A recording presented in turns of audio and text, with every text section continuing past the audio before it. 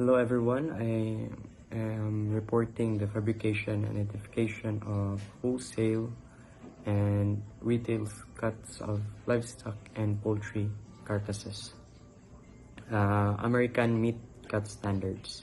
We are group 8 in reporting. So I have a question. Why standard meat cutting matters? So standard meat cutting plays a critical role in the meat industries, like ensuring consistency, quality, and efficiency. So why consistency? Standard cuts ensures that products look and cook the same way or the same regardless of where they're purchased. This helps both consumers and chefs know what to expect. So, and also the quality. Quality control standard allows for better grading and evaluation of meat quality, ensuring consumers or customers get valued what they paid for. So now from the efficiency from processing to consumers purchase, we also that meat processors can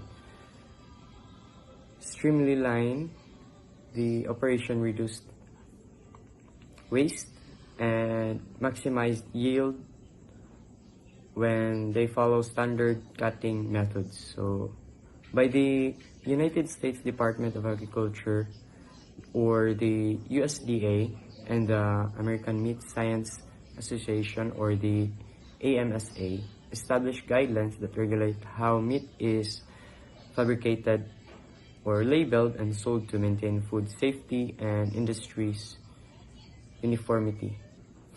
So let's go through the USDA perspective. So the USDA meet the grading and inspection standards, ensure that meat products meet the specific quality benchmark standards cutting. So the USDA perspective optimizes yield by ensuring precise breakdown of carcasses into primals, subprimals, and the retail cuts. So it enhances the consumer's trust by providing consistent portion sizes and labeling. So it improves also the trade and exports, aligning U.S. meat standards with international regulations. So let's go through with the AMSA perspectives. The AMSA, it focuses on scientific advancement in meat fabrication and industry training. So their standard ensures that precision in fabrication, reducing waste while maximizing the tenderness and usability. So it also educational consistency, helping processors learn and apply cutting techniques effectively, and adaptations to consumers' preferences, or ensuring industry trends aligned with market demands. So that is the MSA perspective. Beef carcasses fabrication is the process of breaking down beef carcasses. It breaks down of a carcasses into primals that I said before in the other slide. It primals, subprimals, and retail cuts. It focuses on separating muscles groups, like muscle groups to optimize yield and tenderness and consumers appeal, or the market ability. So let's continue with our report. Let's go through with the beef carcasses fabrication. So you can see that the primal cuts, we have chuck and rib, and also in subprimal cuts we have shoulder clod, chuck roll in the brisket. This was in line with the chuck. Or in retail cuts, could see that shoulder steak, shoulder roast. In chuck roll, it was in line with chuck roast, chuck steak. And in the brisket now, we have brisket flat, brisket point. So in the shoulder clod, it was well marbled, good for slow cooking. In the chuck roll, we have flavorful, slightly tough, and ideal for braising. Now in the brisket, it was used for barbecue or corned beef. In rib, so let's go through with the rib. Rib eye roll in subprimal cuts. We could see rib roll, short ribs. Now in retail cuts, you could see the rib eye steak and rib roast, and also beef short ribs in the short ribs. So in rib eye steak and rib eye roast, you could see the tender, rich in flavor, and also in beef short ribs, you can see that great for slow cooking or grilling. Another illustration categorized of beef carcass fabrication. This structured table format makes it useful for butchers, culinary professionals, and agricultural students studying meat processing. So that's all. Now in pork carcass fabrication, pork carcass fabrication follows a series of guidelines established by the USDA to ensure the consistency and the minimal cutting losses. We should apply the separation of fat and lean, yield maximization, and the safety and quality assurance. The primal cut is shoulder, Boston butt, and shoulder, picnic shoulder, loin, and in subprimal cuts we have blade shoulder, picnic shoulder, center loin, and sirloin. In retail cuts we have shoulder roast, blade steak, country style ribs, and picnic roast, smoke, picnic ham, and pork chop, loin roast, tenderloin, sirloin, chopped sirloin roast. And also in the description, we can see that in blade shoulders we have well marbled, great for slow cooking. In picnic shoulders, leaner than Boston butt, often cured or smoked. In center loin, we have tenderloin for grilling or roasting. In sirloin, slightly tougher than center loin, good for roasting. Let's go through the spare ribs. It was in line with the primal cuts. In pork, we have spare ribs, belly, leg, or the feet and hooks, with subprimal cuts. We can see that spare ribs, pork belly, fresh ham, cured ham, and hocks and feet. And in the retail cuts, we can see the St. Louis ribs, rib tips, bacon in pork belly, bacon, pancetta, and fresh ham is ham roast and ham steaks.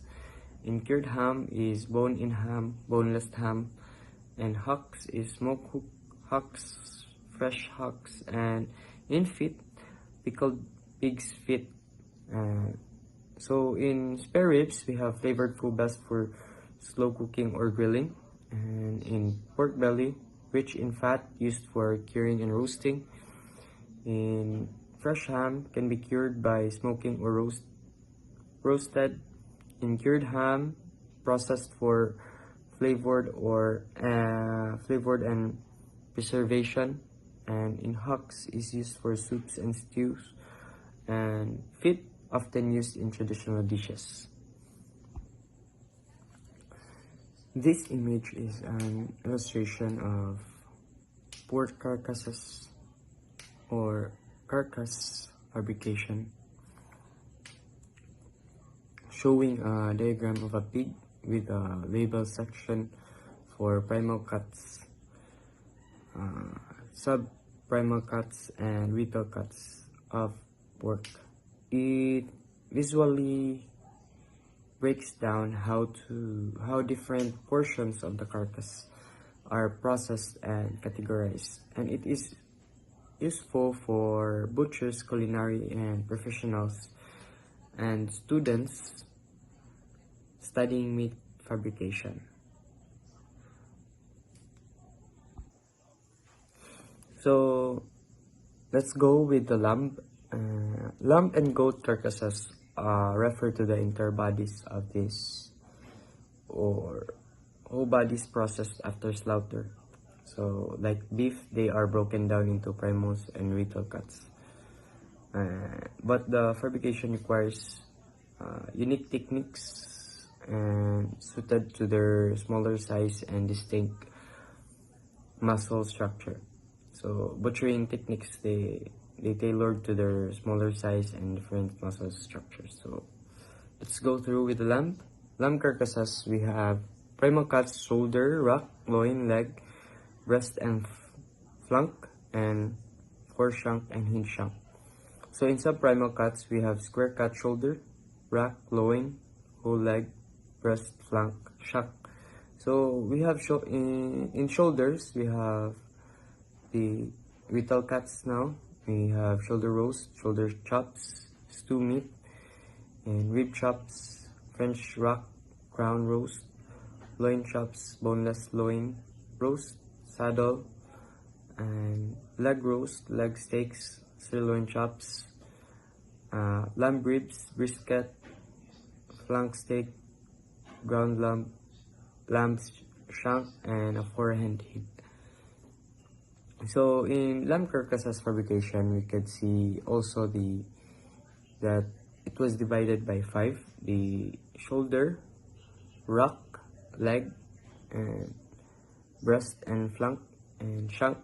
So we could see, same as I have said before, earlier, the primal cuts, inspirable cuts, and the retail cuts. So in goat carcasses fabrication, it was also divided by primal cuts, sub-primal cuts, and retail cuts, because same as the beef. So in primal cuts, we have shoulder, rack, loin, leg, and breast and flank, and foreshank and hinge shank. In sub-primal cuts, shoulder, rib section, loin, whole leg, and breast and flank, and shank. So retail cuts, we could see that shoulder roast, shoulder chops, stew meat, rib chops, rack of goat, loin chops, boneless, loin roast, leg steak, and goat ribs, ground goat, flank steak, and goat shanks for hint. So let's go through with the last slide. We have the poultry fabrication, standard poultry parts. So the standard poultry parts, we could see that in poultry fabrication is the process of breaking down whole birds like chicken or turkey into standard parts for cooking or selling. So the standard